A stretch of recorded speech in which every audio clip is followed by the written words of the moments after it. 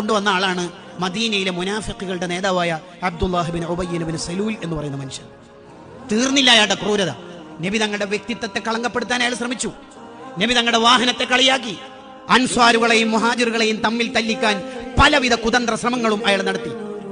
മദീനയിലേക്ക് വന്ന നബി സല്ലല്ലാഹു അലൈഹി വസല്ലം തങ്ങളെ മദീനയിൽ നിന്ന് പുറത്താക്കാൻ അൻസ്വാറുകളോട് നിരന്തരം ശ്രമിച്ചുകൊണ്ടിരുന്നു. അയാൾ ചെയ്യാത്ത ക്രൂരതകളില്ല. അയാളെപ്പോലെ ക്രൂരത നബി തങ്ങൾക്ക് മദീനയിൽ അനുഭവിക്കേണ്ടി വന്ന വേറൊരാളുമില്ല.